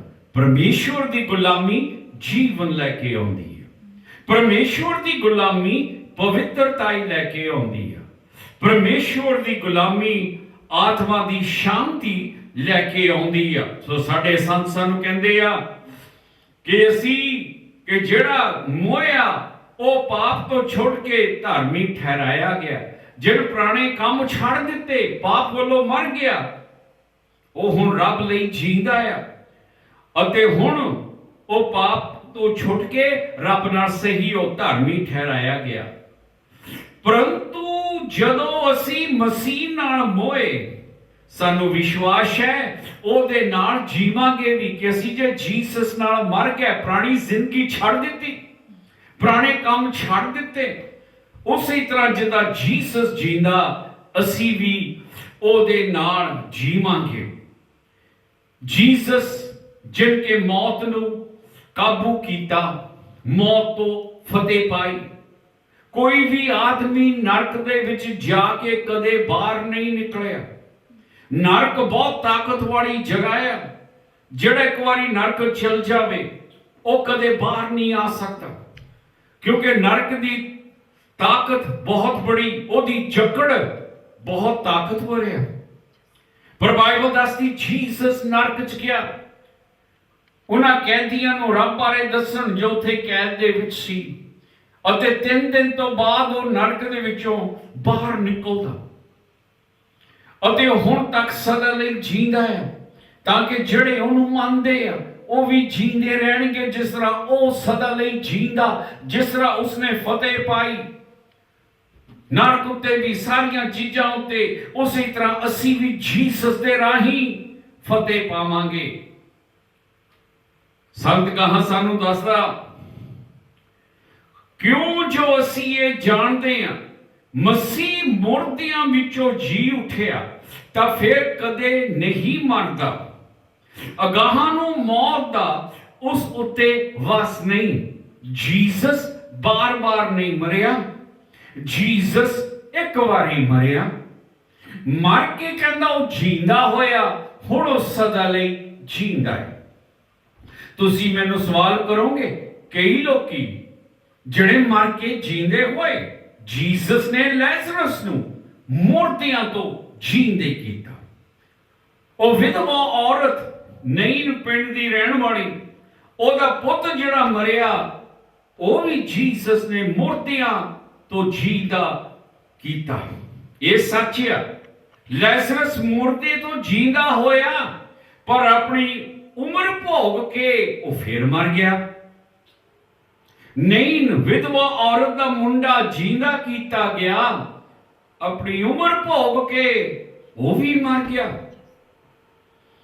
ਪਰ ਬਾਈਬਲ ਦੱਸਦੀ ਜੀਸਸ ਮਰਿਆ ਨਹੀਂ, ਉਹ ਇੱਕ ਵਾਰੀ ਮਰਿਆ, ਮਰ ਕੇ ਜੀਂਦਾ ਹੋ ਗਿਆ, ਅਤੇ ਮੁੜ ਕੇ ਹੁਣ ਕਦੇ ਨਹੀਂ ਮਰਦਾ, ਜਦ ਕਿ ਬਾਕੀ ਦੇ ਮਰ ਗਏ, ਉਹ ਜੀਂਦਾ ਹੈ। ਅਤੇ ਉਹ ਸਦਾ ਦੇ ਲਈ ਜੀਂਦਾ। ਇੱਕ ਵਾਰੀ ਮੌਤ ਝੱਲੀ ਸਾਡੇ ਖਾਤਰ, ਇੱਕ ਵਾਰੀ ਮਰਿਆ, ਮੁੜ ਕੇ ਨਹੀਂ ਮਰੂ। ਬਾਈਬਲ ਦੱਸਦੀ ਕਿ ਜਿਸ ਤਰ੍ਹਾਂ ਜੀਸਸ ਸਵਰਗ ਦੇ ਵਿੱਚ ਉਠਾਏ ਗਏ, ਅਸੀਂ ਦੇਖਦੇ ਕਿ ਉਹ ਮਰਿਆ ਨਹੀਂ, ਕਿਉਂਕਿ ਬਾਈਬਲ ਦੱਸਦੀ ਕਿ ਬੱਦਲ ਦੇ ਵਿੱਚ ਜੀਸਸ ਚਲੇ ਗਿਆ, ਉੱਚੇ ਉਠਾਇਆ ਗਿਆ ਅਤੇ ਬੱਦਲਾਂ 'ਚ ਅਲੋਪ ਹੋ ਗਿਆ। ਉਹ ਮਰਿਆ ਨਹੀਂ। ਉਹਦੇ ਸੇਵਕਾਂ ਨੇ ਉਹਨੂੰ ਜਾਂਦੇ ਦੇਖਿਆ, ਉਹਦੇ ਸੇਵਕਾਂ ਨੇ ਦੇਖਿਆ ਉਹ ਬੱਦਲਾਂ ਵਿੱਚ ਜਾਂਦਾ ਤੇ ਅਲੋਪ ਉਹਨਾਂ ਦੀਆਂ ਅੱਖਾਂ ਤੋਂ ਉਰਲੇ ਹੋ ਗਿਆ ਕਿ ਉਹ ਮਰਿਆ ਨਹੀਂ। ਉਸੇ ਤਰ੍ਹਾਂ ਬਾਈਬਲ ਦੱਸਦੀ, ਸੰਤ ਕਹਿੰਦਾ ਇਹ ਜਾਣੋ ਜੀਸਸ ਕੱਲਾ ਇੱਕ ਵਾਰੀ ਮਰਿਆ, ਪਰ ਹੁਣ ਜਿਹੜਾ ਜੀਂਦਾ ਆ ਉਹ ਸਦਾ ਲਈ ਜੀਂਦਾ ਆ। ਉਸੇ ਤਰ੍ਹਾਂ ਅਸੀਂ ਵੀ ਉਹਦੇ ਨਾਲ ਸਦਾ ਲਈ ਜੀਵਾਂਗੇ, ਪਰ ਤਾਂ ਜੀਵਾਂਗੇ ਜੇ ਪਹਿਲਾਂ ਅਸੀਂ ਮਰੀਏ। ਜੀਸਸ ਜੀਂਦਾ ਹੋਇਆ, ਪਰ ਉਹਦੇ ਜੀਂਦੇ ਹੋਣ ਤੋਂ ਪਹਿਲਾਂ ਉਹਨੂੰ ਮਰਨਾ ਪਿਆ। ਸੋ ਪਹਿਲਾਂ ਮੌਤ ਆਉਂਦੀ ਆ ਤਾਂ ਫਿਰ ਜ਼ਿੰਦਗੀ ਆਉਂਦੀ ਹੈ। ਉਸ ਕਰਕੇ ਜ਼ਰੂਰੀ ਅਸੀਂ ਪਹਿਲਾਂ ਪਾਪ ਲਈ ਮਰ ਜਾਈਏ, ਪੁਰਾਣੀ ਜ਼ਿੰਦਗੀ ਨੂੰ ਛੱਡ ਦਈਏ ਜਿਹੜੀ ਪਾਪ ਦੀ ਜ਼ਿੰਦਗੀ ਹੈ, ਪੁਰਾਣੀ ਇਨਸਾਨੀਅਤ ਨੂੰ ਛੱਡ ਦਈਏ ਜਿਹੜੀ ਕਿ ਬੁਰੀ ਆ, ਅਤੇ ਫਿਰ ਅਸੀਂ ਵੀ ਉਹਦੇ ਨਾਲ ਜੀਂਦੇ ਕੀਤੇ ਜਾਵਾਂਗੇ ਕਿ ਸਾਡੀ ਆਤਮਾ ਉਹਦੇ ਨਾਲ ਜੀਵਤ ਹੋ। ਅਤੇ ਜਿਸ ਤਰ੍ਹਾਂ ਜੀਸਸ ਸਦਾ ਲਈ ਜੀਂਦਾ, ਉਸੇ ਤਰ੍ਹਾਂ ਅਸੀਂ ਵੀ ਉਹਦੇ ਨਾਲ ਜਿਉਂਦੇ ਰਹਾਂਗੇ। ਇਸੇ ਤਰ੍ਹਾਂ ਤੁਸੀਂ ਵੀ ਆਪਣੇ ਆਪ ਨੂੰ ਪਾਪ ਵੱਲੋਂ ਮੋਏ ਹੋਏ, ਪਰ ਯਿਸੂ ਮਸੀਹ ਵਿੱਚ ਪਰਮੇਸ਼ਵਰ ਲਈ ਜਿਉਂਦੇ ਸਮਝੋ। ਪਾਪ ਲਈ ਤੁਸੀਂ ਮਰੇ ਹੋ। ਜਿਹੜਾ ਬੰਦਾ ਮਰਿਆ ਉਹ ਪਾਪ ਨਹੀਂ ਕਰੂ, ਕਿਉਂਕਿ ਉਹ ਮਰਿਆ ਆ। ਜਿਹੜਾ ਮਰਿਆ ਬੰਦਾ ਉਹ ਹਿਲ ਨਹੀਂ ਸਕਦਾ। ਤੁਸੀਂ ਆਪਣੇ ਆਪ ਨੂੰ ਮਾਰਤਾ ਪੁਰਾਣੀ ਜ਼ਿੰਦਗੀ ਅਤੇ ਪਾਪਾਂ ਦੇ ਕੰਮਾਂ ਨੂੰ, ਤੇ ਹੁਣ ਤੁਸੀਂ ਜੀਂਦੇ ਆ ਅਤੇ ਤੁਸੀਂ ਪਰਮੇਸ਼ਵਰ ਲਈ ਜੀਂਦੇ ਆ। ਉਪਰੰਤ ਪਾਪ ਤੁਹਾਡੀ ਮਰਨਹਾਰ ਦੇਹੀ ਵਿੱਚ ਰਾਜ ਨਾ ਕਰੇ। ਪਾਪ ਕਿੱਥੇ ਆ? ਪਾਪ ਇੱਧਰ ਉੱਧਰ ਨਹੀਂ, ਪਾਪ ਸਾਡੇ ਅੰਦਰ ਆ। ਪਾਪ ਸਾਡੇ ਬਾਈਬਲ ਕੀ ਕਹਿੰਦੀ, ਮਰਨਹਾਰ ਸਰੀਰ ਦੇ ਵਿੱਚ ਹੈ। ਜਿਹੜੀ ਸਾਡੇ ਅੰਦਰ ਮੌਤ ਕੰਮ ਕਰ ਰਹੀ ਆ, ਸਾਡੇ ਸਰੀਰ 'ਚ ਮੌਤ ਕੰਮ ਕਰ ਰਹੀ, ਉਹ ਵੀ ਨਿਸ਼ਾਨੀ ਆ ਪਾਪ ਦੀ। ਜਦੋਂ ਆਦਮ ਨੇ ਪਾਪ ਕੀਤਾ, ਰੱਬ ਕੀ ਕਹਿੰਦਾ, ਆਦਮ ਤੂੰ ਮਰੂੰਗਾ। ਅਤੇ ਇਹ ਮੌਤ ਸਾਡੇ ਸਾਰਿਆਂ ਵਿੱਚ ਕੰਮ ਕਰਦੀ ਆ, ਕਿਉਂਕਿ ਬਾਈਬਲ ਕੀ ਕਹਿੰਦੀ, ਸਾਰਿਆਂ ਨੇ ਪਾਪ ਕੀਤਾ। ਸੋ ਸੰਤ ਕਹਿੰਦਾ ਕਿ ਜਿਹੜਾ ਪਾਪ ਆ ਉਹ ਚਾਹੇ ਸਾਡੇ ਮਰਨਹਾਰ ਸਰੀਰ ਦੇ ਵਿੱਚ ਆ, ਪਰ ਉਹ ਪਾਪ ਰਾਜ ਨਾ ਕਰੇ। ਕਈ ਵਾਰੀ ਬਿਨਾਂ ਕਿਸੇ ਗੱਲ ਤੋਂ ਸਾਡੇ ਅੰਦਰ ਈਰਖਾ ਜਾਗਦੀ ਹੈ। ਰੱਬ ਕੀ ਚਾਹੁੰਦਾ ਕਿ ਅਸੀਂ ਈਰਖਾ ਨੂੰ ਦਬਾਈਏ, ਉਹਨੂੰ ਆਪਣੇ ਸਰੀਰ 'ਚ ਰਾਜ ਨਾ ਕਰਨ ਦੇਈਏ। ਸਾਨੂੰ ਸੋਚਾਂ ਆਉਣਗੀਆਂ, ਆਹ ਕਰ ਫਲਾਨਾ ਕਰ, ਉਹ ਚੀਜ਼ਾਂ ਜਿਹੜੀਆਂ ਸਾਨੂੰ ਪਤਾ ਬੁਰੀਆਂ, ਪਰ ਹੁਣ ਰੱਬ ਨੇ ਸਾਨੂੰ ਤਾਕਤ ਦਿੱਤੀ ਆ ਕਿ ਜਦੋਂ ਸਰੀਰ ਸਾਨੂੰ ਕਹੂੰਗਾ ਆਹ ਕਰ, ਕਹੂੰਗੇ ਨਹੀਂ, ਮੈਂ ਪਰਮੇਸ਼ਵਰ ਦੀ ਮਰਜ਼ੀ ਪੂਰੀ ਕਰਨੀ ਹੈ ਕਿ ਪਾਪ ਹੁਣ ਤੂੰ ਮੇਰੇ ਵਿੱਚ ਰਾਜ ਨਹੀਂ ਕਰ ਸਕਦਾ। ਤੂੰ ਚਾਹੁੰਦਾ ਮੈਂ ਆਹ ਕਰੇ, ਪਰ ਮੈਂ ਕਰਨਾ ਨਹੀਂ ਆ, ਕਿਉਂਕਿ ਮੈਂ ਪਰਮੇਸ਼ਵਰ ਦੀ ਮਰਜ਼ੀ ਪੂਰੀ ਕਰਨੀ ਹੈ। ਸੋ ਸੰਤ ਕੀ ਕਹਿੰਦਾ ਕਿ ਪਾਪ ਸਾਡੇ ਮਰਨਹਾਰ ਸਰੀਰ 'ਚ ਆ, ਪਰ ਉਹ ਰਾਜ ਨਹੀਂ ਕਰੂੰਗਾ, ਕਿਉਂਕਿ ਅਸੀਂ ਆਪਣੀ ਜ਼ਿੰਦਗੀ ਪਰਮੇਸ਼ਵਰ ਨੂੰ ਦਿੱਤੀ ਆ। ਜਿਹੜਾ ਪਾਪ ਸਾਡੇ ਸਰੀਰ ਦੇ ਅੰਦਰ ਆ, ਅਸੀਂ ਉਹਨੂੰ ਇੱਕਦਮ ਬਾਹਰ ਕੱਢ ਨਹੀਂ ਸਕਦੇ, ਕਿਉਂਕਿ ਜਿੰਨਾ ਚਿਰ ਅਸੀਂ ਜੀਂਦੇ ਆ, ਸਾਡੇ ਅੰਦਰ ਗੁੱਸਾ ਹੋਊਗਾ, ਸਾਡੇ ਅੰਦਰ ਈਰਖਾ ਹੋਊਗੀ, ਸਾਡੇ ਅੰਦਰ ਨਫ਼ਰਤ ਜਾਗੂਗੀ, ਸਾਡੇ ਅੰਦਰ ਖਾਹਿਸ਼ਾਂ ਜਾਗਣਗੀਆਂ ਬੁਰੇ ਕੰਮ ਕਰਨ ਦੇ ਲਈ। ਜਿੰਨਾ ਚਿਰ ਅਸੀਂ ਜਿਹਦੇ ਚੀਜ਼ਾਂ ਸਾਡੇ ਅੰਦਰ ਆ, ਸਾਡੇ ਸਰੀਰ ਦੇ ਵਿੱਚ ਆ, ਪਰ ਅਸੀਂ ਇਹਨਾਂ ਚੀਜ਼ਾਂ ਨੂੰ ਅਤੇ ਪਾਪ ਦੇ ਰਾਜ ਨੂੰ ਖਤਮ ਕਰ ਸਕਦੇ, ਕਮਜ਼ੋਰ ਕਰ ਸਕਦੇ ਹਾਂ। ਉਹ ਕਿਸ ਤਰ੍ਹਾਂ ਕਮਜ਼ੋਰ ਕਰ ਸਕਦੇ? ਇੱਕਦਮ ਖਤਮ ਤਾਂ ਨਹੀਂ, ਪਰ ਕਮਜ਼ੋਰ ਕਰ ਸਕਦੇ। ਜਿੰਨਾ ਜ਼ਿਆਦਾ ਤੁਸੀਂ ਰੱਬ ਦੇ ਲਾਗੇ ਜਾਓਗੇ, ਉਨਾ ਤੁਸੀਂ ਦੇਖੋਗੇ ਪਾਪ ਦੀ ਤਾਕਤ ਕਮਜ਼ੋਰ ਹੁੰਦੀ ਜਾਂਦੀ ਤੁਹਾਡੇ ਸਰੀਰ 'ਚ। ਜਿੰਨਾ ਜ਼ਿਆਦਾ ਤੁਸੀਂ ਲੋਹ ਕੋਲ ਜਾਓਗੇ, ਉਨਾ ਜ਼ਿਆਦਾ ਹਨੇਰਾ ਦੂਰ ਹੁੰਦਾ ਜਾਊਗਾ। ਪਰ ਜਿੰਨਾ ਚਿਰ ਤੁਸੀਂ ਲੋਹ ਤੋਂ ਦੂਰ ਜਾਓਗੇ, ਤੁਸੀਂ ਹਨੇਰੇ ਵਿੱਚ ਜਾਂਦੇ ਰਹੋਗੇ। ਸੋ ਕਈ ਵਾਰੀ ਅਸੀਂ ਜੀਸਸ ਨੂੰ ਮੰਨਦੇ ਹਾਂ, ਪਰ ਫਿਰ ਵੀ ਪਾਪਾਂ ਦੇ ਵਿੱਚ ਆਪਣੀ ਜ਼ਿੰਦਗੀ ਬਤੀਤ ਕਰਦੇ ਹਾਂ, ਕਿਉਂਕਿ ਅਸੀਂ ਲੋਹ ਤੋਂ ਦੂਰ ਹਾਂ, ਅਤੇ ਲੋਹ ਤੋਂ ਦੂਰ ਹਨੇਰਾ ਆ। ਹਨੇਰਾ ਜੇ ਦੂਰ ਕਰਨਾ ਤਾਂ ਸਾਨੂੰ ਲੋਹ ਦੇ ਲਾਗੇ ਜਾਣਾ ਪੈਂਦਾ। ਤਾਂ ਹੀ ਜੀਸਸ ਕਹਿੰਦਾ, ਮੈਂ ਜਗਤ ਦੀ ਲੋਹ ਆ, ਕਿ ਜਿਹੜਾ ਮੇਰੇ ਵਿੱਚ ਚੱਲਦਾ ਕਦੇ ਹਨੇਰੇ ਵਿੱਚ ਨਹੀਂ ਹੋਊਗਾ। ਕਿ ਜਦੋਂ ਅਸੀਂ ਜੀਸਸ ਨੂੰ ਪਿਆਰ ਕਰਦੇ, ਉਹਦੇ ਨਾਲ ਸੰਗਤ ਕਰਦੇ, ਅਸੀਂ ਜਦੋਂ ਉਹਦੇ ਬਚਨਾਂ ਵਿੱਚ ਮਗਨ ਹੁੰਦੇ, ਉਹਦੇ ਵਿੱਚ ਰਹਿੰਦੇ, ਉਹਦੇ ਬਾਰੇ ਸੋਚਦੇ, ਤਾਂ ਤੁਹਾਨੂੰ ਮੈਂ ਸ਼ਰਤ ਦਿੰਦਾ ਕਿ ਪਾਪ ਜੋ ਹੁਣ ਤਕੜਾ ਆ, ਉਹੀ ਪਾਪ ਥੋੜੇ ਚਿਰਾਂ 'ਚ ਕਮਜ਼ੋਰ ਹੋ ਜਾਊ, ਕਿਉਂਕਿ ਤੁਸੀਂ ਜਿੰਨਾ ਲੋਹ ਦੇ ਲਾਗੇ ਜਾਂਦੇ ਆ, ਉਨਾ ਪਾਪ ਕਮਜ਼ੋਰ ਹੁੰਦਾ ਜਾਂਦਾ।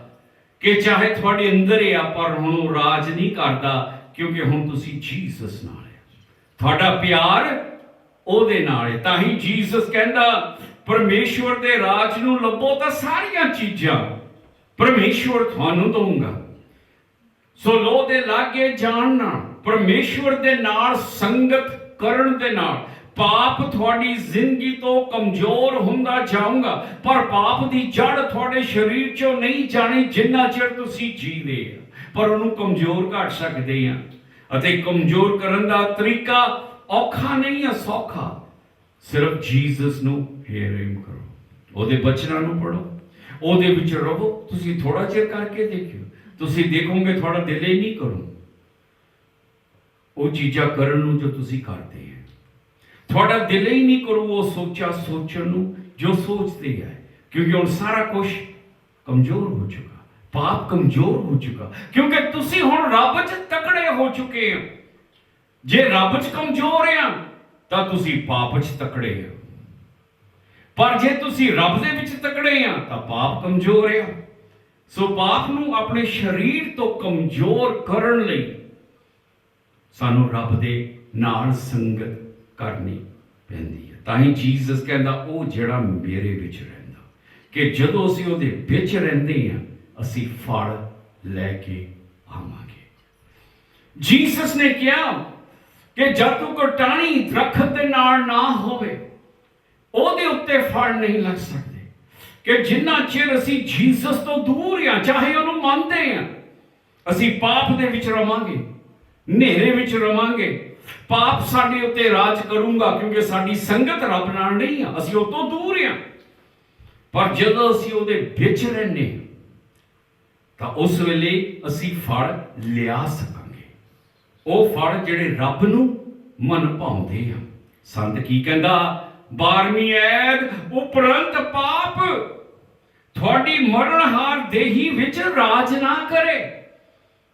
ਜੋ ਤੁਸੀਂ ਉਹਦੀਆਂ ਬੁਰੀਆਂ ਵਿਸ਼ਿਆਂ ਦੇ ਅਧੀਨ ਹੋਵੋ ਕਿ ਪਾਪ ਨੂੰ ਰਾਜ ਨਾ ਕਰਨ ਦਿਓ। ਇਹ ਨਾ ਹੋਵੇ ਤੁਸੀਂ ਬੁਰੀਆਂ ਆਦਤਾਂ ਦੇ, ਬੁਰੇ ਪਾਪਾਂ ਦੇ ਅਧੀਨ ਗੁਲਾਮ ਬਣ ਜਾਓ ਅਤੇ ਆਪਣੇ ਅੰਗ ਨੂੰ ਧਰਮ ਲਈ ਹਥਿਆਰ ਬਣਾ ਕੇ ਪਾਪ ਨੂੰ ਨਾ ਸੌਂਪੋ। ਜਿਹੜਾ ਤੁਹਾਡਾ ਸਰੀਰ ਪਰਮੇਸ਼ਵਰ ਦਾ ਮੰਦਰ ਹੈ। ਸੰਤ ਕਹਿੰਦਾ ਆਪਣਾ ਸਰੀਰ ਪਾਪ ਦੇ ਹਵਾਲੇ ਨਾ ਕਰੋ, ਸ਼ੈਤਾਨ ਦੇ ਹਵਾਲੇ ਨਾ ਕਰੋ, ਤਾਂ ਕਿ ਤੁਹਾਡੇ ਸਰੀਰ ਨੂੰ ਵਰਤੇ ਅਤੇ ਸਰੀਰ ਦੇ ਅੰਗਾਂ ਰਾਹੀਂ ਤੁਹਾਤੋਂ ਬੁਰੇ ਕੰਮ ਜਾਂ ਪਾਪ ਕਰਾਵੇ। ਕਿ ਸਾਰੇ ਤੁਹਾਡੇ ਸਰੀਰ ਦੇ ਅੰਗ ਰੱਬ ਦੇ ਆ। ਤੁਹਾਡੀ ਜੀਭ ਰੱਬ ਲਈ ਆ। ਜੀਭ ਨਾਲ ਗਾਲ ਨਾ ਕੱਢੋ ਬਲਕਿ ਪਰਮੇਸ਼ਵਰ ਦੀ ਮਹਿਮਾ ਕਰੋ। ਜਿਹੜੇ ਕੰਨ ਆ ਉਹ ਵੀ ਤੁਸੀਂ ਰੱਬ ਲਈ ਵਰਤੋ। ਕੰਨ ਨਾਲ ਬੁਰੀਆਂ ਗੱਲਾਂ ਨਾ ਸੁਣੋ, ਨਾ ਬੁਰੇ ਗੀਤ, ਬਲਕਿ ਕੰਨ ਦੇ ਨਾਲ ਪਰਮੇਸ਼ਵਰ ਦੇ ਸ਼ਬਦ, ਉਹਦੇ ਬਚਨ ਸੁਣੋ।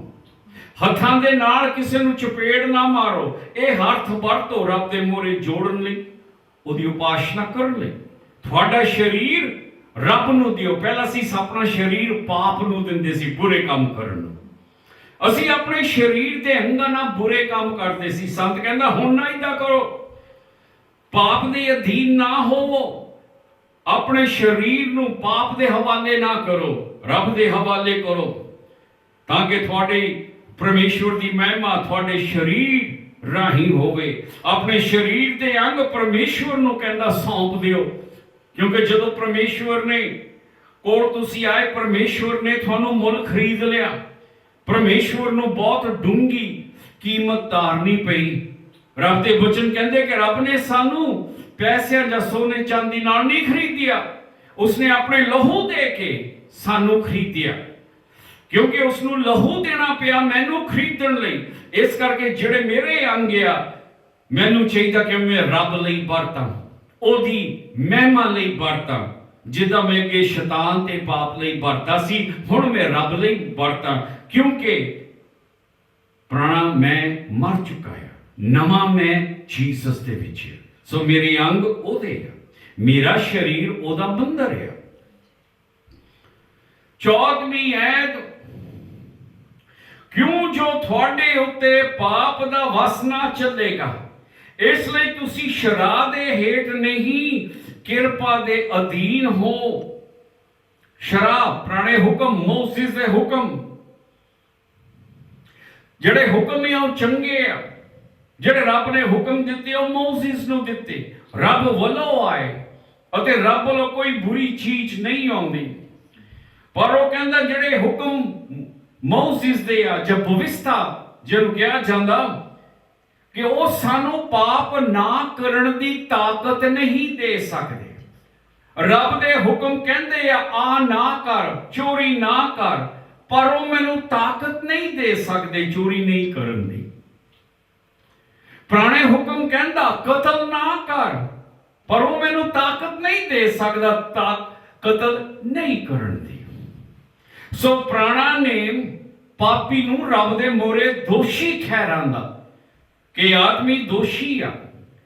ਪਰ ਜਿਹੜੀ ਜੀਸਸ ਵਿੱਚ ਰੱਬ ਦਇਆ ਦਿੰਦਾ, ਉਹਦੇ ਵਿੱਚ ਤਾਕਤ ਆ। ਉਹ ਤਾਕਤ ਆ ਆਦਮੀ ਨੂੰ ਅੰਦਰੋਂ ਸੁਧਾਰਨ ਦੇ ਲਈ।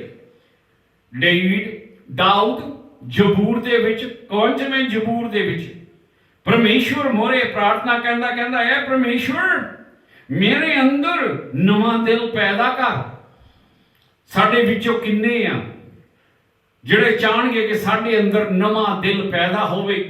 ਕਿਉਂਕਿ ਸਾਨੂੰ ਅੰਦਰੋਂ ਪਤਾ ਕਿ ਸਾਡਾ ਦਿਲ ਬੁਰਾ ਆ, ਸਾਡਾ ਦਿਲ ਪਾਪੀ ਆ, ਸਾਡਾ ਦਿਲ ਬੁਰੇ ਕੰਮਾਂ ਵੱਲ ਨੱਠਦਾ ਹੈ। ਸਾਨੂੰ ਅੰਦਰੋਂ ਪਤਾ, ਬਾਹਰੋਂ ਅਸੀਂ ਜਿੰਨੇ ਮਰਜ਼ੀ ਸ਼ਰੀਫ ਨਜ਼ਰ ਆਈਏ, ਅਸੀਂ ਸਾਰੇ ਹੀ ਚਾਹਾਂਗੇ ਕਿ ਸਾਡਾ ਦਿਲ ਅੰਦਰੋਂ ਬਦਲੇ, ਕਿ ਰੱਬ ਡੇਵਿਡ ਵਾਂਗੂ ਸਾਨੂੰ ਨਵਾਂ ਦਿਲ ਦੇਵੇ। ਅਤੇ ਬਾਈਬਲ ਦੱਸਦੀ ਹੈ ਕਿ ਨਵਾਂ ਦਿਲ ਪਰਮੇਸ਼ਵਰ ਦਿੰਦਾ। ਜਦੋਂ ਅਸੀਂ ਜੀਸਸ ਕੋਲ ਆਉਂਦੇ, ਉਹ ਸਾਨੂੰ ਅੰਦਰੋਂ, ਬਾਹਰੋਂ ਨਹੀਂ, ਅੰਦਰੋਂ ਬਦਲਾਉਂਦਾ।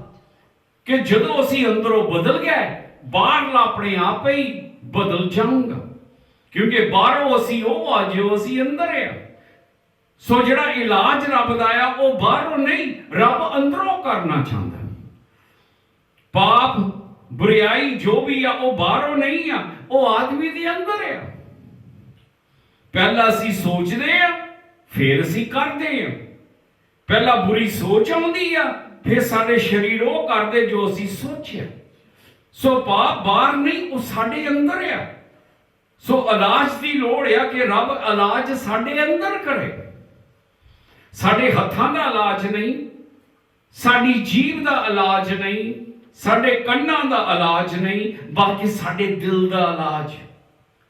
ਕਿ ਜਦੋਂ ਅੰਦਰੋਂ ਸਾਡਾ ਦਿਲ ਸ਼ੁੱਧ ਹੋ ਗਿਆ, ਸਾਫ਼ ਹੋ ਗਿਆ, ਤਾਂ ਬਾਹਰਲੇ ਕੰਮ ਵੀ ਆਪੇ ਹੀ ਸਾਫ਼ ਹੋ ਜਾਣਗੇ।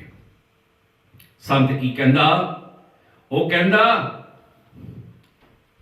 14ਵੀਂ ਹੈ ਕਿ ਪਾਪ ਦਾ ਵਸ ਨਾ ਚੱਲੇ, ਕਿਉਂਕਿ ਤੁਸੀਂ ਸ਼ਰਾਬ ਦੇ ਹੇਠ ਨਹੀਂ, ਕਿਰਪਾ ਦੇ ਹੇਠ ਆ।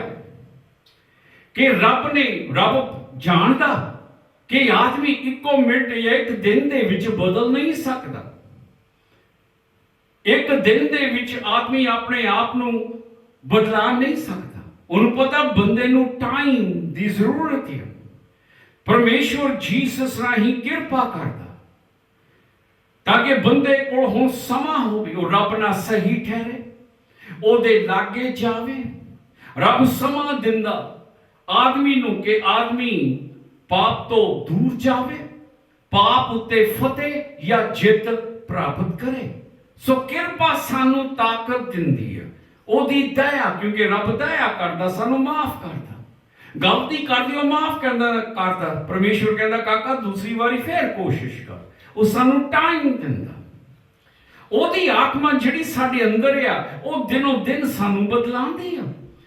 ਤਾਂ ਜਿੰਨਾ ਅਸੀਂ ਜੀਸਸ ਲਾਗੇ ਜਾਂਦੇ ਆ, ਉਨੀ ਜ਼ਿਆਦਾ ਉਹਦੀ ਲੋ ਮੇਰੇ ਅੰਦਰ ਹਿਰਦੇ ਵਿੱਚ ਜਾਂਦੀ ਆ। ਹਿਰਦੇ ਵਿੱਚ ਜਿਹੜਾ ਹਨੇਰਾ ਉਹ ਨੱਠੀ ਜਾਂਦਾ ਆ, ਕਿਉਂਕਿ ਮੈਂ ਲੋ ਦੇ ਕੋਲ ਜਾ ਰਿਹਾ ਹਾਂ।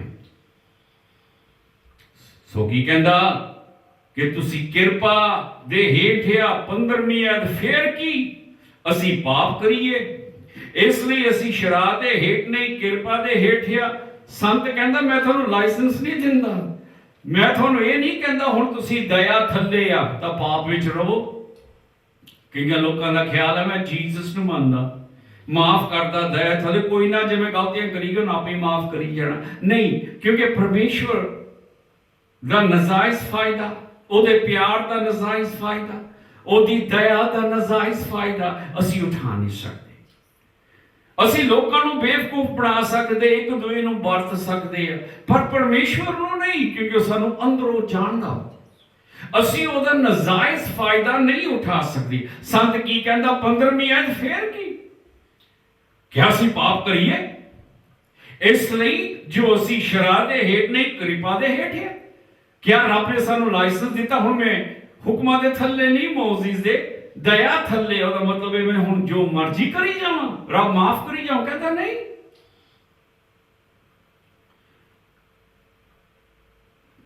ਸੰਤ ਕੀ ਕਹਿੰਦਾ? ਕਦੇ ਨਹੀਂ। ਭਲਾ ਤੁਸੀਂ ਨਹੀਂ ਜਾਣਦੇ ਹੋ ਭਈ ਆਗਿਆ ਮੰਨਣ ਲਈ ਜਿਹਦੇ ਹੱਥੋਂ ਤੁਸੀਂ ਆਪਣੇ ਆਪ ਨੂੰ ਦਾਸ ਬਣਾ ਕੇ ਸੌਂਪ ਦਿੰਦੇ ਹੋ, ਤੁਸੀਂ ਉਹਦੇ ਦਾਸ ਹੋ ਜਿਹਦੀ ਆਗਿਆ ਮੰਨਦੇ ਹੋ, ਭਾਵੇਂ ਮੌਤ ਲਈ, ਪਾਪ ਦੀ, ਧਰਮ ਲਈ, ਆਗਿਆਕਾਰੀ ਦੀ। ਜੀਸਸ ਨੇ ਵੀ ਉਹੀ ਲਫ਼ਜ਼ ਕਿਹਾ ਕਿ ਜਿਹੜਾ ਕਹਿਣਾ ਤੁਸੀਂ ਮੰਨਦੇ ਆ, ਤੁਸੀਂ ਉਹਦੇ ਨੌਕਰ ਆ।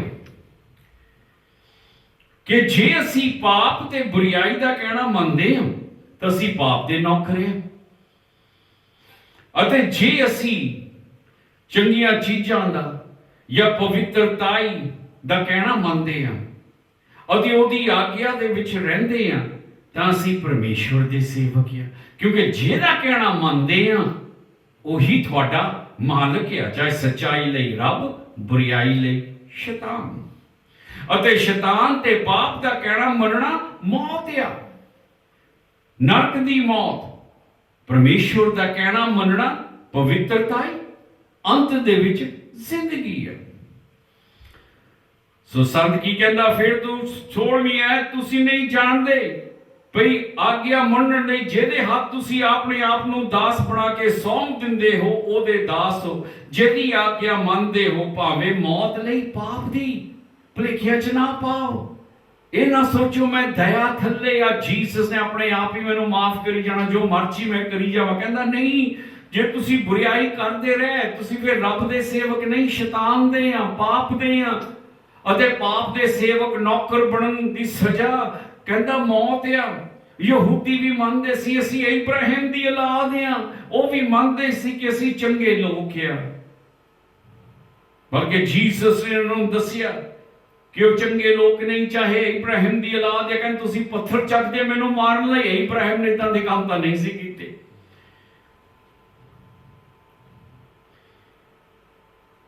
ਪਰ ਧੰਨਵਾਦ ਹੈ ਪਰਮੇਸ਼ਵਰ ਦਾ ਕਿ ਭਾਵੇਂ ਤੁਸੀਂ ਪਾਪ ਦੇ ਦਾਸ ਹੋ, ਜਿਸ ਸਿੱਖਿਆ ਦੇ ਸੰਚੇ ਵਿੱਚ ਢਾਲੇ ਗਏ, ਤੁਸੀਂ ਮਾਨੋ ਉਹਦੇ ਆਗਿਆਕਾਰੀ ਹੋ ਗਏ।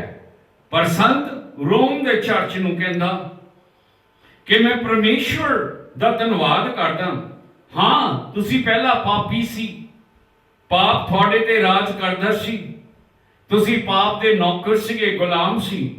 ਪਰ ਜਿਹੜਾ ਮੈਂ ਤੁਹਾਨੂੰ ਪ੍ਰਚਾਰ ਕੀਤਾ ਜੀਸਸ ਦਾ, ਤੁਸੀਂ ਉਹ ਪ੍ਰਚਾਰ ਨੂੰ ਮੰਨਿਆ, ਉਹ ਪ੍ਰਚਾਰ ਦਾ ਕਹਿਣਾ ਮੰਨਿਆ।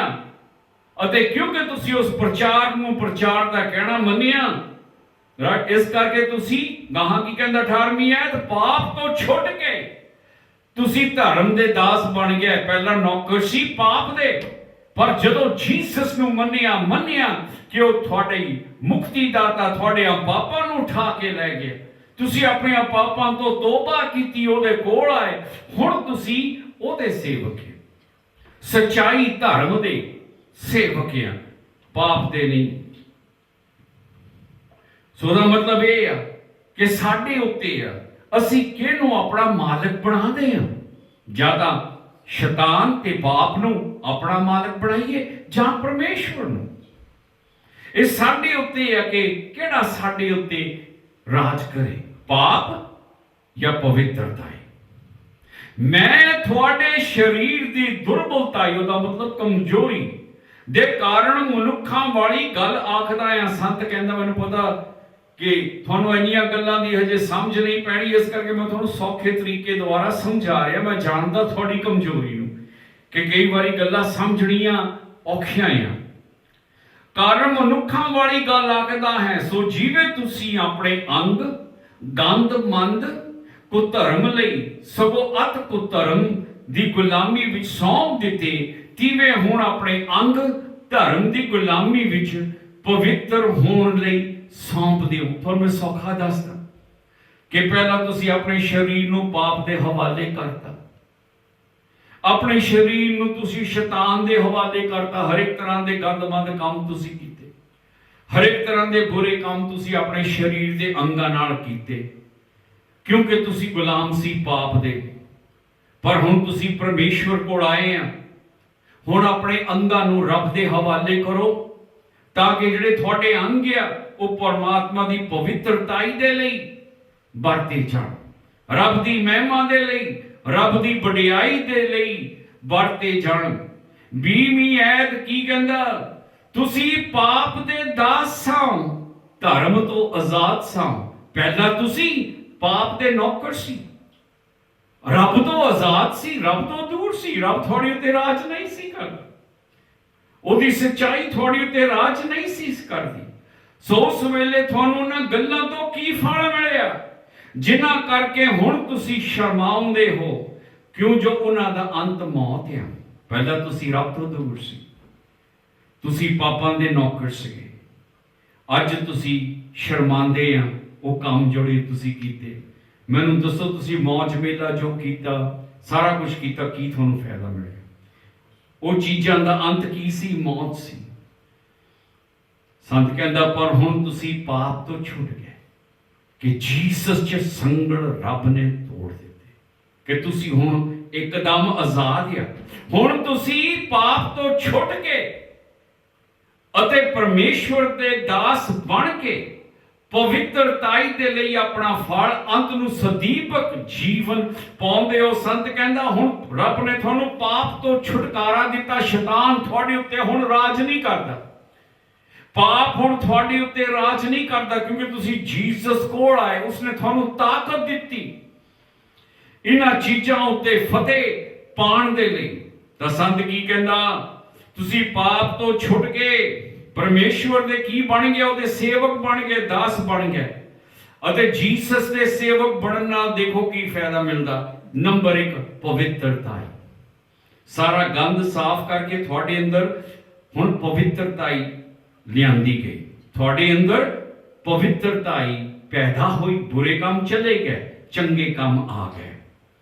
ਫਿਰ ਪਵਿੱਤਰਤਾਈ ਤੇ ਅੰਤ ਦੇ ਵਿੱਚ ਰੱਬ ਕੀ ਦਿੰਦਾ ਤੁਹਾਨੂੰ? ਅਮਰ ਜ਼ਿੰਦਗੀ। ਸੋ ਪਵਿੱਤਰਤਾਈ ਅਤੇ ਅਮਰ ਜ਼ਿੰਦਗੀ ਤੁਸੀਂ ਜੁਦਾ ਨਹੀਂ ਕਰ ਸਕਦੇ।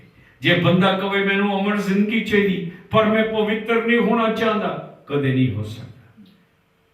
ਜਿਹੜਾ ਵੀ ਮਰਦਾ ਉਹਦੇ ਲਈ ਕਿਹਾ ਜਾਂਦਾ ਉਹ ਸਵਰਗਵਾਸ ਹੋ ਗਿਆ, ਸਵਰਗ ਨੂੰ ਚਲ ਗਿਆ, ਅਮਰ ਜ਼ਿੰਦਗੀ ਮਿਲ ਗਈ, ਰੱਬ ਦੇ ਨਾਲ ਉਹ ਜੀਂਦਾ, ਉਹਦੇ ਦੁੱਖ ਕੱਟੇ ਗਏ, ਵਿਚਾਰਾ ਬਿਮਾਰੀ ਦੇ ਵਿੱਚ ਸੀ, ਵਿਚਾਰਾ ਸ਼ਾਂਤੀ ਦੀ ਜਗ੍ਹਾ ਚਲੇ ਗਿਆ। ਬਾਈਬਲ ਕਹਿੰਦੀ ਹੈ ਗੱਲ ਤੇ ਕਾਹਦੇ ਲਈ? ਅਮਰ ਜ਼ਿੰਦਗੀ ਤਾਂ ਮਿਲਦੀ ਜੇ ਉੱਥੇ ਪਵਿੱਤਰਤਾ ਹੈ। ਜੇ ਬੰਦੇ ਦੀ ਜ਼ਿੰਦਗੀ 'ਚ ਪਵਿੱਤਰਤਾ ਹੀ ਨਹੀਂ ਤਾਂ ਅਮਰ ਜ਼ਿੰਦਗੀ ਵੀ ਨਹੀਂ ਹੈ। ਇਹਨਾਂ ਦੋਨਾਂ ਚੀਜ਼ਾਂ ਨੂੰ ਤੁਸੀਂ ਅੱਡ ਨਹੀਂ ਕਰ ਸਕਦੇ। ਪਵਿੱਤਰਤਾ ਹੀ ਅਮਰ ਜ਼ਿੰਦਗੀ ਇਕੱਠੀ ਜਾਂਦੀ ਹੈ ਕਿਉਂਕਿ ਪਹਿਲਾਂ ਪਵਿੱਤਰਤਾ ਹੀ ਤਾਂ ਫਿਰ ਅਮਰ ਜ਼ਿੰਦਗੀ। ਕਿਉਂਕਿ ਜਿਸ ਤਰ੍ਹਾਂ ਪਰਮੇਸ਼ਵਰ ਦੇ ਬਚਨਾਂ 'ਚ ਲਿਖਿਆ ਕਿ ਬਿਨਾਂ ਪਵਿੱਤਰਤਾਈ ਤੋਂ ਕੋਈ ਅਮਰ ਜ਼ਿੰਦਗੀ ਨਹੀਂ, ਬਿਨਾਂ ਪਵਿੱਤਰਤਾਈ ਤੋਂ ਕੋਈ ਰੱਬ ਨੂੰ ਨਹੀਂ ਦੇਖੂਗਾ। ਪਾਪ ਦੀ ਮਜ਼ਦੂਰੀ ਮੌਤ ਹੈ। ਕਰੋ ਮਿਹਨਤ, ਕਹਿੰਦਾ ਤੁਸੀਂ ਮਿਹਨਤ ਕਰੋਗੇ ਤਨਖਾਹ ਤਾਂ ਤੁਹਾਨੂੰ ਮਿਲਣੀ ਹੈ। ਤੁਸੀਂ ਕਾਰਖਾਨੇ ਵਿੱਚ ਕੰਮ ਕਰਦੇ 6 ਦਿਨ, 7ਵੇਂ ਦਿਨ ਤੁਸੀਂ ਚਾਹੁੰਦੇ ਕਿ ਤੁਹਾਨੂੰ ਤਨਖਾਹ ਦਿੱਤੀ ਜਾਵੇ। ਤੁਹਾਨੂੰ ਤਨਖਾਹ ਦਿੰਦੇ ਆ ਕਾਹਦੇ ਲਈ? ਤੁਸੀਂ ਗੁਲਾਮੀ ਕੀਤੀ, ਮਜ਼ਦੂਰੀ ਕੀਤੀ, ਕੰਮ ਕੀਤਾ, ਕੰਮ ਦਾ ਫਲ ਤਾਂ ਮਿਲਣਾ। ਉਸੇ ਤਰ੍ਹਾਂ ਸੰਤ ਕਹਿੰਦਾ ਪਾਪ ਨਾਲ ਹੈ। ਜਿਹੜਾ ਪਾਪ ਲਈ ਕੰਮ ਕਰਦਾ ਤੁਹਾਨੂੰ ਵੀ ਤਨਖਾਹ ਮਿਲਣੀ ਆ। ਅਸੀਂ ਕਹਿੰਦਾ ਤਨਖਾਹ ਜਿਹੜੀ ਤੁਹਾਨੂੰ ਮਿਲਣੀ ਆ ਉਹ ਮੌਤ, ਨਰਕ ਦੇ ਵਿੱਚ। ਪਾਪਾਂ ਦੀ ਮਜ਼ਦੂਰੀ ਮੌਤ ਆ। ਪਾਪ ਲਈ ਮਿਹਨਤ ਕਰੀ ਜਾਓ, ਬੁਰਾਈ ਲਈ ਮਿਹਨਤ ਕਰੀ ਜਾਓ, ਫਲ ਮਿਲੂਗਾ ਨਰਕ ਦੇ ਵਿੱਚ। ਪਰ ਪਰਮੇਸ਼ਵਰ ਦੀ ਬਖਸ਼ਿਸ਼ ਯਿਸੂ ਸਾਡੇ ਪ੍ਰਭੂ ਦੇ ਵਿੱਚ ਸਦੀਵਕ ਜੀਵਨ ਆ ਕਿ ਜੀਸਸ ਦੇ ਵਿੱਚ ਮਜ਼ਦੂਰੀ ਨਹੀਂ ਆ। ਰੱਬ ਜਿਹੜੀ ਜ਼ਿੰਦਗੀ ਆ ਤੁਹਾਨੂੰ ਇਹ ਤੋਹਫਾ ਦਿੰਦਾ। ਮਜ਼ਦੂਰੀ ਦਾ ਮਤਲਬ ਤੁਸੀਂ ਰੱਬ ਨਾਲ ਸਹੀ ਹੋ ਸਕਦੇ ਆ ਬਿਨਾਂ ਕੰਮਾਂ ਤੋਂ। ਉਹ ਕਿਸ ਤਰ੍ਹਾਂ? ਜਿਸ ਤਰ੍ਹਾਂ ਅਸੀਂ ਸਿੱਖਦੇ ਆ, ਹੋਰ ਧਰਮਾਂ ਦੇ ਵਿੱਚ ਸਾਨੂੰ ਸਿਖਾਇਆ ਗਿਆ। ਜਦੋਂ ਅਸੀਂ ਉਹਨਾਂ ਧਰਮਾਂ ਨੂੰ ਮੰਨਦੇ ਸੀ, ਕਾਕਾ ਚੰਗਾ ਕਰ, ਆਹ ਕਰ, ਫਲਾਨਾ ਕਰ, ਦੁਆ ਕਰ, ਫੇਰ ਕਿਤੇ ਜਾ ਕੇ ਮੁਕਤੀ ਮਿਲੂ। ਪਰ ਬਾਈਬਲ ਦੱਸਦੀ ਕਿ ਤੁਹਾਨੂੰ ਕਿਸੇ ਕੰਮਾਂ ਦੀ ਲੋੜ ਨਹੀਂ, ਕਿ ਜਦੋਂ ਤੁਸੀਂ ਜੀਸਸ ਕੋਲ ਆਉਂਦੇ ਆ, ਉਹਦੀ ਕਥਾ ਨੂੰ ਮੰਨਦੇ ਆ ਤੇ ਕਹਿੰਦੇ ਜੀਸਸ ਮੈਨੂੰ ਮਾਫ ਕਰ, ਮੈਂ ਪਾਪੀ ਆ, ਮੈਂ ਬੁਰਾ ਆ, ਮੇਰੀ ਆਤਮਾ ਨੂੰ ਸਾਫ਼ ਕਰ, ਉਸੇ ਵੇਲੇ ਬਿਨਾਂ ਕਿਸੇ ਕੰਮ ਤੋਂ ਰੱਬ ਤੁਹਾਨੂੰ ਤੋਹਫਾ ਦਿੰਦਾ ਜ਼ਿੰਦਗੀ ਦਾ। ਇਹ ਜ਼ਿੰਦਗੀ ਦਾ ਤੋਹਫਾ ਕਿੱਦਾਂ ਮਿਲਦਾ? ਯਹੂਦੀਆਂ ਨੇ ਕਿਹਾ ਜੀਸਸ ਨੂੰ ਪਰਮੇਸ਼ਵਰ ਦੇ ਕੰਮ ਕੀ ਆ ਤਾਂ ਕਿ ਅਸੀਂ ਪਰਮੇਸ਼ਵਰ ਦੇ ਕੰਮ ਕਰੀਏ। ਉਹ ਕਹਿੰਦਾ ਪਰਮੇਸ਼ਵਰ ਦਾ ਕੰਮ ਆ ਉਹਨੂੰ ਮੰਨਣਾ ਜਿਹਨੂੰ ਰੱਬ ਨੇ ਜਗਤ ਦੇ ਵਿੱਚ ਭੇਜਿਆ। ਤੇ ਰੱਬ ਨੇ ਆਪਣੇ ਪੁੱਤ ਜੀਸਸ ਨੂੰ ਜਗਤ ਦੇ ਵਿੱਚ ਭੇਜਿਆ ਉਹਦੇ ਵਿੱਚ ਵਿਸ਼ਵਾਸ ਕਰਨ ਨੂੰ, ਬਿਨਾਂ ਕਿਸੇ ਵੀ ਚੰਗੇ ਕੰਮ ਤੋਂ। ਉਸੇ ਟਾਈਮ ਤੇ ਰੱਬ ਤੁਹਾਨੂੰ ਮੁਕਤੀ ਦਿੰਦਾ ਕਿ ਉਸ ਟਾਈਮ ਤੇ ਜੇ ਤੁਸੀਂ ਮਰ ਜਾਓ ਤੁਸੀਂ ਜੀਵਨ ਪ੍ਰਾਪਤ ਕਰੋਗੇ ਬਿਨਾਂ ਕਿਸੇ ਕੰਮ ਤੋਂ। ਕਿਉਂਕਿ ਬਾਈਬਲ ਕੀ ਦੱਸਦੀ ਆ ਕਿ ਜਿਹੜੀ ਮੁਕਤੀ ਆ ਉਹ ਰੱਬ ਦਾ ਤੋਹਫਾ ਆ। ਉਹ ਤੁਸੀਂ ਖਰੀਦ ਨਹੀਂ ਸਕਦੇ, ਉਹ ਤੁਸੀਂ ਮੁੱਲ ਲਈ ਨਹੀਂ ਸਕਦੇ। ਉਹ ਦਿੱਤਾ ਜਾਂਦਾ ਹੈ। ਅਤੇ ਕਿੱਦਾਂ ਦਿੱਤਾ ਜਾਂਦਾ ਹੈ? ਮੁਫਤ, ਕਿਉਂਕਿ ਉਹ ਤੋਹਫਾ ਹੈ। ਤੋਹਫੇ ਦੀ ਕੋਈ ਕੀਮਤ ਨਹੀਂ, ਤੁਹਾਨੂੰ ਨਹੀਂ ਦੇਣੀ ਪੈਂਦੀ, ਪਰ ਜਿਨ ਤੋਹਫਾ ਤੁਹਾਨੂੰ ਦੇਣਾ ਉਹਨੂੰ ਕੀਮਤ ਦੇਣੀ ਪੈਂਦੀ ਹੈ। ਹੁਣ ਅਗਰ ਮੈਂ ਤੁਹਾਨੂੰ ਤੋਹਫਾ ਦੇਵਾਂ, ਤੁਹਾਨੂੰ ਤਾਂ ਮੁਫਤ ਮਿਲ ਗਿਆ, ਪਰ ਮੈਨੂੰ ਤਾਂ ਮੁੱਲ ਖਰੀਦਣੀ ਪਈ, ਮੈਨੂੰ ਤਾਂ ਕੀਮਤ ਤਾਰਨੀ ਪਈ। ਸੋ ਰੱਬ ਤੁਹਾਨੂੰ ਤੋਹਫਾ ਦਿੰਦਾ, ਰੱਬ ਅੱਜ ਮੈਨੂੰ ਤੋਹਫਾ ਦਿੰਦਾ, ਮੈਨੂੰ ਵੀ ਮੁਫਤ ਮਿਲਿਆ, ਤੁਹਾਨੂੰ ਵੀ ਮੁਫਤ ਮਿਲਿਆ, ਪਰ ਰੱਬ ਨੂੰ ਬਹੁਤ ਭਾਰੀ ਕੀਮਤ ਤਾਰਨੀ ਪਈ। ਉਹਨੂੰ ਆਪਣੇ ਪੁੱਤ ਦਾ ਲਹੂ ਉਸ ਸਲੀਬ ਤੇ ਬਹਾਣਾ ਪਿਆ, ਬਹਾਨ ਦਿੱਤਾ ਗਿਆ। ਉਹਦੀ ਮੌਤ ਉਸ ਸਲੀਬ ਤੇ ਮੇਰੀ ਖਾਤਰ ਹੋਈ। ਸੋ ਪਰਮੇਸ਼ਵਰ ਤੁਹਾਨੂੰ ਤਾਂ ਮੈਨੂੰ ਸਾਤੋਂ ਕੋਈ ਕੀਮਤ ਨਹੀਂ ਮੰਗਦਾ, ਉਹ ਸਾਨੂੰ ਮੁਫਤ ਤੋਹਫਾ ਦਿੰਦਾ। ਸਾਡੇ ਬਜ਼ੁਰਗਾਂ ਨੇ ਕਹਾ, ਸਾਨੂੰ ਕਿਹਾ ਸੀ ਪਿੱਛੇ, ਰੱਬ ਨੂੰ ਪ੍ਰਾਪਤ ਕਰਨਾ ਬਹੁਤ ਔਖਾ, ਤਪੱਸਿਆਵਾਂ ਕਰਨੀਆਂ ਪੈਂਦੀਆਂ, ਪੂਜਾ ਕਰਨੇ ਪੈਂਦੇ ਆ, ਦੁੱਖ ਝੱਲਣੇ ਪੈਂਦੇ ਆ, ਤਕਲੀਫਾਂ ਝੱਲਣੀਆਂ ਪੈਂਦੀਆਂ, ਫਿਰ ਕਿਤੇ ਜਾ ਕੇ ਮੁਕਤੀ ਮਿਲੂ। ਪਰ ਜੀਂਦਾ ਰੱਬ ਕਹਿੰਦਾ ਨਹੀਂ, ਆਦਮੀ ਆਪਣੀ ਮਿਹਨਤ ਨਾਲ ਮੁਕਤੀ ਨਹੀਂ ਖਰੀਦ ਸਕਦਾ। ਕੀ ਕੀਮਤ ਦੋਗੇ ਸਦਾ ਸਦਾ ਲਈ ਰਹਿਣ ਲਈ? ਆਦਮੀ ਕੋਈ ਕੀਮਤ, ਉਹਦੇ ਕੋਲ ਹੈ ਹੀ ਨਹੀਂ ਕੋਈ ਕੀਮਤ ਦੇਣ। ਸੋ ਪਰਮੇਸ਼ਵਰ ਕਹਿੰਦਾ ਆਦਮੀ ਕੋ ਕੀਮਤ ਨਹੀਂ ਤਾਰ ਸਕਦਾ, ਇਸ ਕਰਕੇ ਤੁਹਾਨੂੰ ਮੈਂ ਮੁਫਤ ਦਿੰਦਾ ਹਾਂ। ਤੁਹਾਨੂੰ ਜੰਗਲਾਂ 'ਚ ਜਾਣ ਦੀ ਲੋੜ ਨਹੀਂ ਹੈ, ਤਪੱਸਿਆਵਾਂ ਕਰਨ ਦੀ ਲੋੜ ਨਹੀਂ ਹੈ, ਇੱਕ ਲੱਤ ਉੱਤੇ ਖੜੇ ਹੋਣ ਦੀ ਲੋੜ ਨਹੀਂ ਹੈ, ਮੇਖਾਂ ਦੇ ਮੰਜਿਆਂ ਉੱਤੇ ਸੌਣ ਦੀ ਲੋੜ ਨਹੀਂ ਹੈ, ਆਪਣੇ ਸਰੀਰ ਨੂੰ ਦੁੱਖ ਦੇਣ ਦੀ ਲੋੜ ਨਹੀਂ। ਰੱਬ ਕਹਿੰਦਾ ਮੈਂ ਤੋਹਫਾ ਦਿੰਦਾ ਮੁਫਤ, ਤੁਹਾਨੂੰ ਕੀਮਤ ਨਹੀਂ ਦੇਣੀ ਪਈ, ਮੈਂ ਕੀਮਤ ਦਿੱਤੀ ਆ, ਤੁਹਾਡੇ ਲਈ ਮੁਫਤ ਆ। ਪਰ ਮੈਨੂੰ ਕੀ ਕਰਨਾ ਪੈਣਾ?